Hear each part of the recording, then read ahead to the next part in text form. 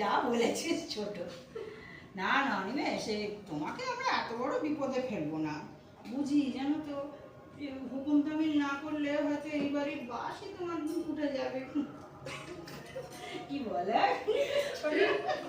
তোমার এত বড় ক্ষতি আমরা করবো না। এসো এসো ভাই, ছবি তুলি এসো।